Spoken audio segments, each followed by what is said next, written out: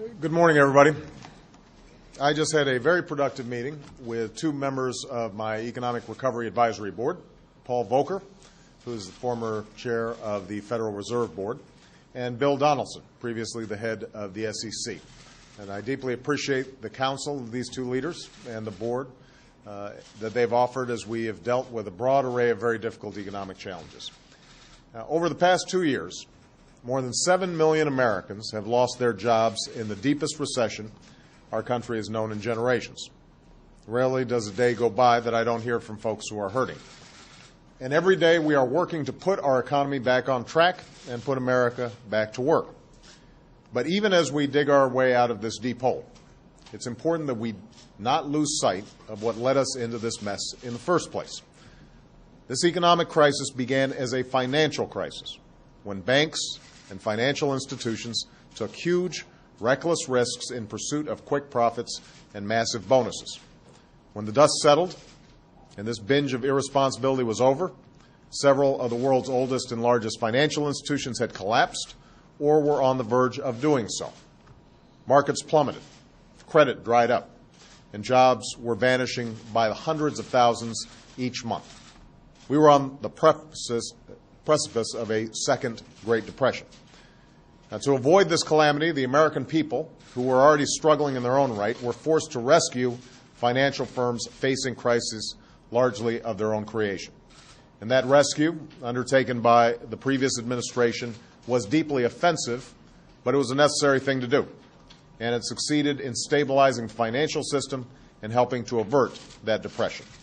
Since that time, over the past year, my administration has recovered most of what the federal government provided to banks.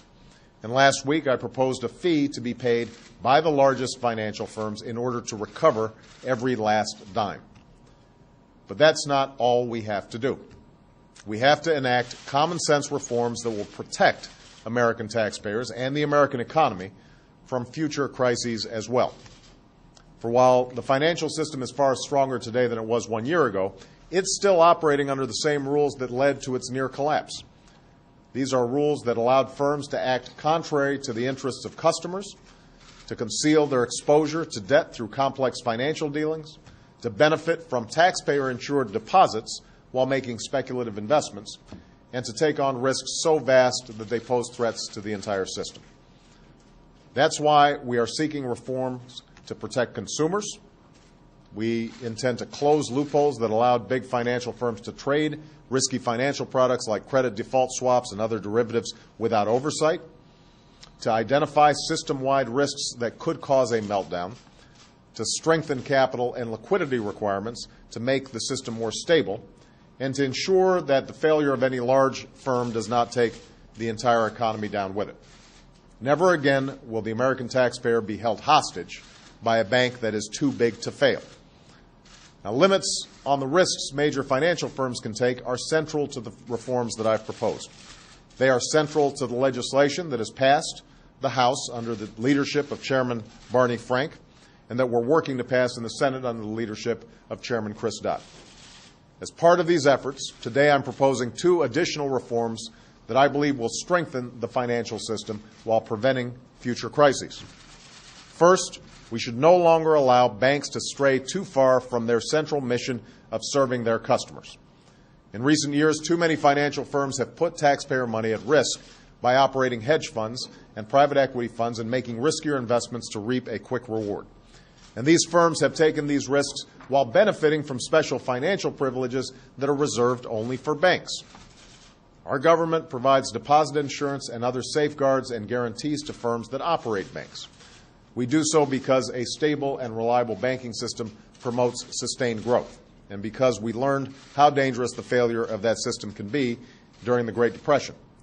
But these privileges were not created to bestow banks operating hedge funds or private equity funds with an unfair advantage. When banks benefit from the safety net that taxpayers provide, which includes lower cost capital, it is not appropriate for them to turn around and use that cheap money to trade for profit. And that is especially true when this kind of trading often puts banks in direct conflict with their customers' interests. The fact is, these kinds of trading operations can create enormous and costly risks, endangering the entire bank if things go wrong. We simply cannot accept a system in which hedge funds or private equity firms inside banks can place huge, risky bets that are subsidized by taxpayers and that could pose a conflict of interest. And we cannot accept a system in which shareholders make money on these operations if the bank wins, but taxpayers foot the bill if the bank loses. It's for these reasons that I'm proposing a simple and common sense reform, which we're calling the Volcker Rule, after this tall guy behind me. Banks will no longer be allowed to own, invest, or sponsor hedge funds, private equity funds, or proprietary trading operations for their own profit, unrelated to serving their customers.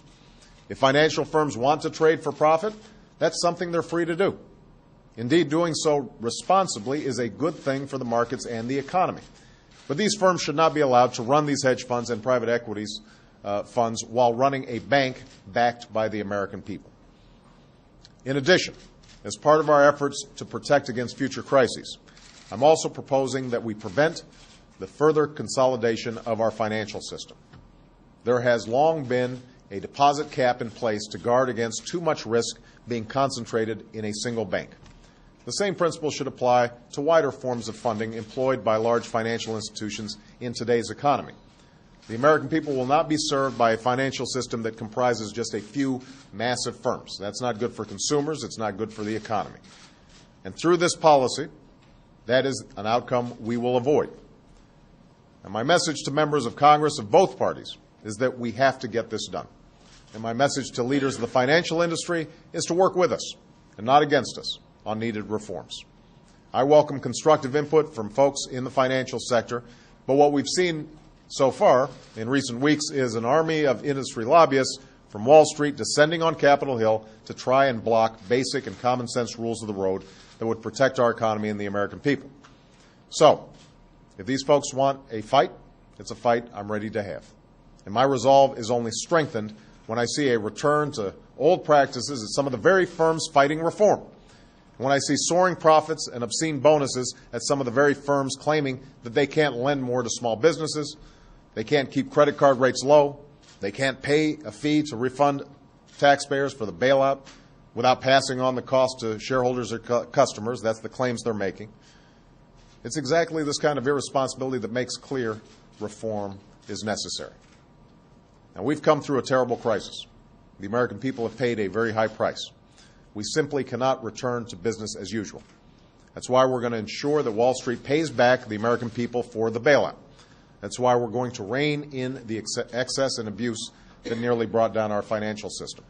That's why we're going to pass these reforms into law. Thank you very much, everybody.